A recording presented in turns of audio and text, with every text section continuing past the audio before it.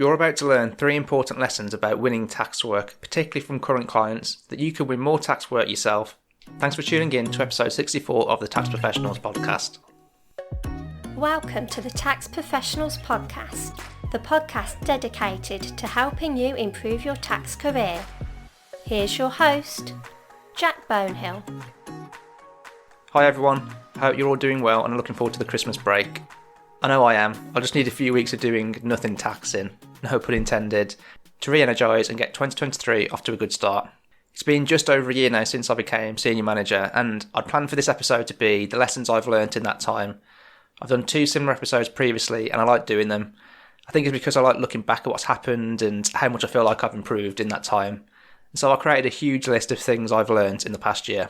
But as I looked at the list, I just thought that whilst I might care a lot about these things that I've learned and I'd enjoy telling you about them, you're much less likely to care. And for someone who's close to becoming or has recently become a senior manager, I don't think many of the lessons I've learned on that list would be things that you'd be most interested to hear about. Before becoming senior manager, I was most worried and curious about how to win client work. And in my huge list, there are 3 key lessons I'd learned in relation to this. So I thought focusing on these 3 things would be much more valuable to you. And so here we are. This episode is going to be a bit different to other solo episodes that I've done before. I want all podcast lessons to be enjoyable, informative, and for the lessons to stick. And I realised a way to do this would be to tell good stories, but I was pretty rubbish at telling stories until I started trying to improve. I've been wary of trying to put into practice what I've learned in podcast episodes to date, in case they came across as cringy or strange or weird. But I've told a few stories in the first tax research masterclass I delivered, and I got some good feedback, so now kind of feels like a good time to give it a go. So I'm going to share each of the 3 lessons that I've learned in relation to winning tax work through stories, through real examples that have happened to me over the past year. So all three of the stories that I'll tell are completely true. Rough timings for each of the lessons can be found in the details section of the episode in your podcast player of choice by heading on over to the show notes for this episode at thetaxprofessionalspodcast.com/TTPP64. I'd love to hear what you think in relation to the stories that I tell, whether it's good, bad or ugly, and if you have any advice or constructive criticism at all, I'd appreciate it if you could give it to me. So if you could, it would be great if you could drop me an email with your thoughts at jack@thetaxprofessionalspodcast.com or send me a message on LinkedIn. The only link you'll need to remember is a link for the show notes for this episode, thetaxprofessionalspodcast.com/TTPP64. As all other links mentioned within the episode are included there, as well as my email address and a link to my LinkedIn profile. If you're interested in knowing what salary you should be on, then get in touch with James from the tax recruitment company to benchmark what you're currently on. From his interaction with many different businesses and tax professionals, he has current knowledge of salary rates based on experience and specialism. Speaking with James could help you to negotiate a pay rise or determine it's time to find a new role. Contact details for James can be found in the show notes for this episode at thetaxprofessionalspodcast.com/TTPP64, or you can book a chat with him directly by heading on over to thetaxprofessionalspodcast.com/salary chat. So get in touch with James to benchmark your salary or discuss potentially available roles, particularly if you work in corporation tax, as he's currently recruiting for many roles in this area. I'm in a meeting room, standing up and brainstorming our ideas onto a whiteboard. It's Feb 2022 and I'm with a few members of my team, and we're brainstorming in relation to where our tax work is going to come from next year to make sure that we generate enough tax work to hit next year's target, to the 2023 target. It's £125,000 higher than what it was in the previous year, and for a team of 5, for me, that feels like a lot. I'm not pessimistic, not by a long shot, but I'm also, generally speaking, realistic. I've already voiced my opinion in relation to this, and I got pushed back, so we have this huge target for next year. So I'm standing up in this meeting room and we're brainstorming away, and as always as a team we just have loads of ideas. The whiteboard is completely full of ideas and suggestions and things we could do, and it's exciting to have all of these ideas because you can kind of see them and we can see them paying off. And I would usually go away from a meeting like this with high energy and motivation to just execute all of these ideas, but there's just too many to execute in reality. Too many to execute successfully at least and properly. And from past experience, I know where we do try and execute too many ideas at once, they end up being done slowly and in some cases not at all. And one of the things we have across the team that's a constraining factor is limited time. And the reason things go slow or sometimes don't even get executed at all is just because we have a lack of time.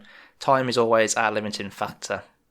And as a team, when it comes to winning tax work and reaching our targets, we always do well. We'd always be what I would consider successful.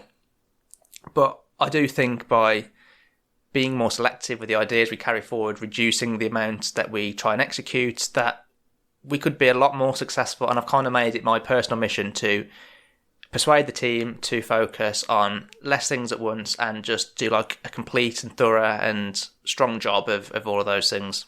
So as I'm looking at this whiteboard full of all the ideas that we've just brainstormed, I know exactly what I need to do.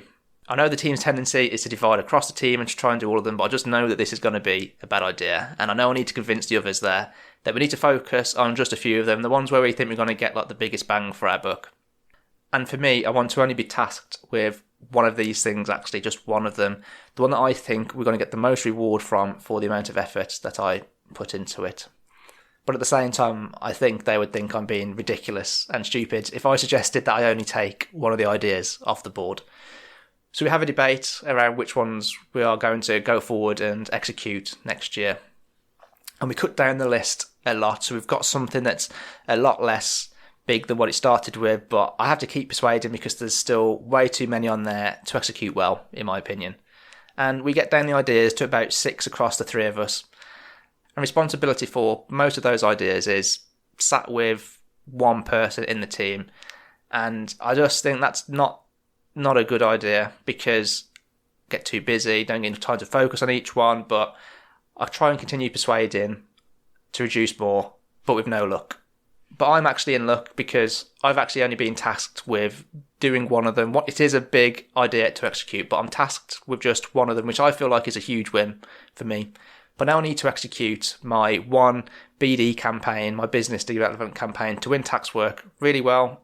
And I need to do that to avoid looking like a fool for putting forward my view that focusing on one better than trying to execute multiple at a single time. And I want to prove that less is more in these cases, just so that we can start doing this more as a team going forward. And all this, to be honest, feels like a lot of pressure. So I go to my desk and I start creating a plan for my campaign. And I have some restricted parameters for my campaign. It needs to be aimed at just the recruitment sector. It needs to be aimed at just our current contacts list only. And it's to be centred around one product that we do for the recruitment sector. And whilst this goal wasn't set for me, I set myself the personal target of winning £100,000 worth of work from this one campaign alone. And I want to hit this, it's a challenge for me. But the product that the whole thing is centred around is £995 plus VAT. And there's 79 businesses in the current contacts list. So if every single person on that list purchased, which never happens, that'd be £79,000, which is £21,000 less than my personal target.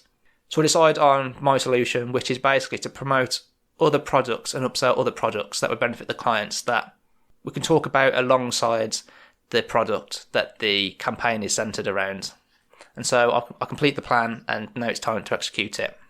About 6 months later or so, I'm in a team meeting with the whole team and it's my turn to give an update on the campaign that I'm doing.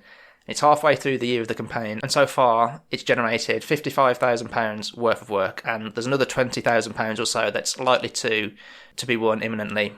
And of course, I'm chuffed and happy with that, and the partner is too. And I truly don't believe that I would have won this amount of work in this time if I'd spread my focus over multiple campaigns or multiple different ways to try and win work. But I'm just so happy that it's kind of worked and that I didn't look like an idiot after all, because not only has it done well for us this year, it's, I think, proven to the team that focusing on less is more. So my kind of lessons from this experience are that at senior manager, it's likely that you're going to need to do business development to win work, but you also have a lot of other responsibilities too at the same time, and the limiting factor is always time. And when it comes to winning work, my advice is to do what I do here. Find one method that is likely to reap good reward for like minimal effort, and just focus on that method. Do it really, really well. Don't split your time over numerous methods at once. And initially, you might need to do some trial and error to figure out what method might be the best investment on time. But once you've figured out that, go with it, stick with it. And in my experience anyway, you will reap much better reward from that. And then if you get more time after that, you can always then move on to another campaign. But I personally think focusing on one at a time is a really good thing to do. It's around September 2022, and I'm on a Teams meeting with a client who's in the recruitment sector. I've known this client for some time. They'd asked for this meeting because they have a HMRC inquiry that's been started on them, and they wanted to know the best way to proceed. But even though they want to know the best way to proceed, at the moment they want to deal with the inquiry themselves.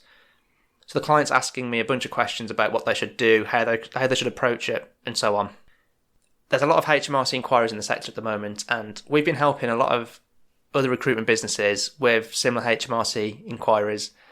And I'm aware from the sector more generally that businesses are receiving assessments, recruitment agencies are receiving assessments for millions of pounds of liabilities.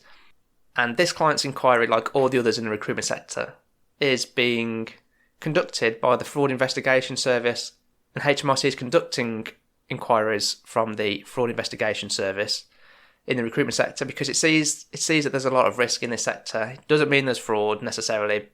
And from my experience today, HMRC can be really cheeky with the information that it's asking for by asking for things above and beyond what they're able to request under their statutory information powers and not making that clear to recruitment businesses at all. So they're trying to get more information they're legally entitled to, and because of that, from my experience so far, a lot of care is needed with these inquiries.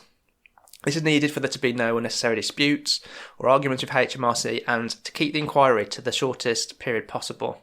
And, in like the worst case possible, if a recruitment business gives them information, gives HMRC information that they're not entitled to, then HMRC could use that against them in the future. And so for me personally, I truly believe that the best thing for the client in this situation is for them to have professional support, whether it's from me or from another tax advisor. But I'm on this Teams call now, and the client's asking me for advice so that they can deal with it themselves. And I just think this is not the right decision for them. I did actually find out about this client's HMRC inquiry about a month ago from a colleague, and my colleague told me that the client wanted to deal with this inquiry themselves, and I immediately thought that they just need proper support. But the client just told my colleague about it. They didn't ask for any help, and they even actually said that they're going to deal with it themselves and play it with a straight bat was their wording. And that was that. And really thinking about it, I should have contacted them there and then to kind of explain to them that they could really do with getting professional support on this. But I didn't do that. And so now on this Teams call, I need to persuade the client that they need support because it's absolutely the right decision for them. And knowing that in the client's mind, they can deal with this themselves, I tell the client two stories so that they can kind of get a feel for what can happen if they get professional support and what can happen if they don't get professional support. And so I give two client examples who are also in the recruitment sector for inquiries that we've been helping them with. One client we got involved in about 12 months into their HMRC investigation, and at this point in time the inquiry's been going on for about 30 months, which is a long time, and there's absolutely no end in sight, and there's a huge risk of this client receiving assessments from HMRC for both the business and for the directors personally in the form of penalties. And there's another client that we got involved in very early on, within like the first month or so, and the inquiry got closed very quickly. And so I share these stories with the client, and I tell them that they could deal with the inquiry themselves, but I tell them that personally, in my view, it's not in their best interests to do that. So I just tell them that they should really have a tax advisor on hand to support them all the way through this inquiry, whether it's us or whether it's someone else. But they do need heavy support with this inquiry to get the best outcome for them. But ultimately, though, it is their choice, and I can't change that choice. I can only give them the information for them to make that decision themselves. And the client on the call says they're going to go away and discuss internally. And I follow up with an email immediately where I strongly advise that they have support. And so within a day, the client comes back to me and tells me that they want us to deal with the HMRC inquiry for them, which is absolutely great because I think that's the right decision for them, in my view. So I was ecstatic about this. But without me strongly advising them that they needed this support, giving them the stories, etc., helping them understand the value that they would get from engaging a tax advisor to help them with this as opposed to doing it with themselves, they probably wouldn't have gone ahead with it. So it's a win for the client because they'll now get a much better result. And it's a win for us because it's a good piece of work that we've won with good fees associated with it. So sometimes you just need to give the client or whoever it is a little nudge. You need to convince them that it's the right thing for them, or by using the dreaded word, you need to sell it to them. And it's okay to sell things if you truly believe that it is the right decision for them and it's going to give them a lot of value and benefit. Then if they don't, go ahead with that service. To me, it's part of being a trusted advisor and acting with integrity and with the client's best interests at heart. Sometimes we need to tell them that they need to do something, even if it does result in us winning work at the same time. Just a reminder to benchmark your salary, find out what you're worth, or discuss available tax roles. Get in contact with James at the Tax Recruitment Company. His contact details are in the show notes for this episode at thetaxprofessionalspodcast.com/TTPP64, or you can book a chat with him directly by heading on over to thetaxprofessionalspodcast.com/salary chat.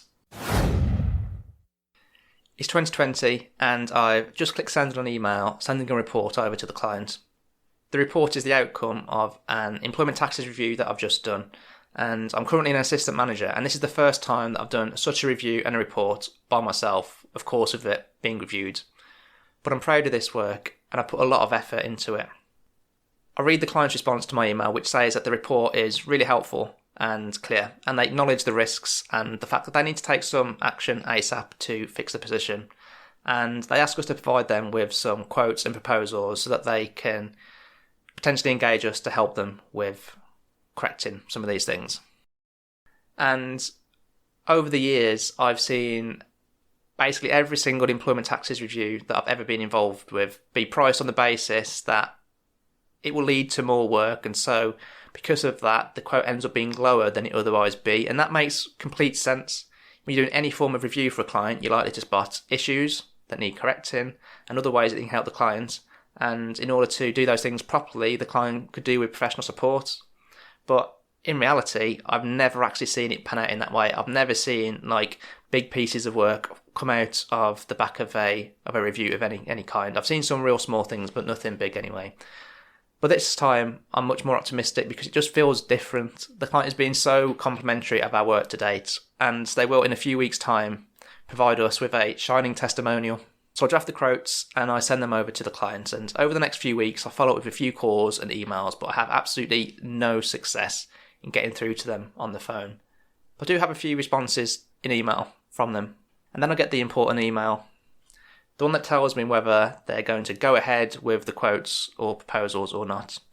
And within the email, they say that feedback on the report from the directors has been really good. Comments have only been positive, and they're just happy with how everything's gone so far. But they decided to get support from their new auditors instead. And this is a massive, bittersweet feeling for me, because it's the first time that I've personally tried to convert additional work on the back of a review, and now it's another time that I see this not happening. But it was so close, and I really thought that we were going to win it this time. So I'll give it another go with another employment taxes review for another client on the back of a review that I did in late 2021. We have a meeting with the client to run through the report, and after this meeting, I'm just absolutely determined to help them with the recommendations, because really, in my view, they really need professional support to get this right. They don't have the expertise in-house. And so I set out on this journey to help them with the recommendations that we gave them in the review. So about a month after the meeting, I follow up with the client on email with the aim of organising a chat with them to see how they're getting on with the recommendations. And we have the chat. I follow up with some proposals that they've asked for within that chat, and we have another chat. And the client gives us the go-ahead on a small piece of work, which I am very chuffed about, because now we've run some work on the back of it. And then over the coming months, I organise multiple other chats with the client. I keep touching base with them, I keep being helpful, I keep reminding them that we're there to help them if they need it. And the client then asked us to do a few other small pieces of work for them. And then we agreed the big thing. We agree with them to provide them with recurring work on a monthly basis for a fixed fee. And at this point, I'm absolutely over the moon, because I put so much effort into trying to make this happen, and it's now happened. So you can win work on the back of doing reviews for clients. You just need to persevere, keep in regular contact with them, be helpful without giving away valuable work for free, focus on the relationship, getting to know them better, finding out ways that you can help them and portraying that to them, and always keeping an eye out for the areas where you can add value for them. It's all about the relationships, helping them to trust you, helping them realise that you can add value and support them in ways that they should really get the support. And just side note, this doesn't need to be on the back of a review. It can be on the back of any work that you do for a client, or even someone that you haven't done work for yet. Regular contact, remind them that you're there, help them understand the ways that you can help them and add value to them. And for me, that's a winning formula for winning tax work. So in summary then, for this episode, my advice is to not spread yourself too thin when it comes to trying to win work, and that less is actually more. Do one thing or a campaign fully first that you think will reap the most reward for the time input, and then if you have more time and capacity, move on to the next thing or campaign. Overall, one of the problems that we have in the tax profession is that for people who don't work in tax, there's a general lack of awareness out there for how engaging tax professionals for support can add value to a business. And on top of that, there's times when you honestly believe that a business really needs a service that you offer because it's going to be just absolutely the right thing for them to do. So don't be scared to explain those benefits. And through stories is a good way to do that because it doesn't feel like you're kind of throwing information onto them. And don't even be scared to tell them in some cases that they could really do with support, even if it's from a different firm and it's not from you. But in relation to those latter points, I would only do that if you know the people quite well and you have an established relationship with them, because otherwise you could just damage the relationship if you go in with that approach too soon. And the last thing is take advantage of your current contacts, old clients and current clients. These contacts will be much warmer to you and more receptive to speaking and listening to you. You'll usually be able to add further value to these people, these businesses, than you currently are. And so when you're speaking to them, you can always be on the lookout for opportunities and even think about ways that you can add value to them, and then organise a chat with them to talk about those things. Mention all the things in conversations with them about where you think you can help them and add value, but don't push it too far where it just seems like you're trying to be salesy to them. It's kind of the last point with it. Keep in regular contact with these people. If you can maintain regular contact, it's going to help you build that relationship over time and hopefully mean that when they do need support, even if they don't want it now, that you're the first person that's in their mind for these things. And so rather than picking up the phone or sending an email to someone else, they'll do it to you. How did you find the storytelling approach in this episode? I'm genuinely keen to hear from you in relation to this, so if you could send me an email with your thoughts and your comments, whether they're positive, constructive or whatever, that'll be great. So you can send emails to me at jack@thetaxprofessionalspodcast.com, or you can even send me messages on LinkedIn, whatever works for you. The show notes for this episode can be found at thetaxprofessionalspodcast.com/TTPP64. And as always, the show notes include links to everything mentioned throughout this episode, and it also includes some links to some other work-winning related episodes to help you win more tax work. And I've also put my email address in there too, so that you don't have to remember it. To make sure you don't miss out on any future episodes of the podcast, head on over to thetaxprofessionalspodcast.com/subscribe to sign up for email notifications. But that's it for this episode. I hope you found the episode useful and have taken away some useful points to help you to progress, develop and improve your tax career. Until next time.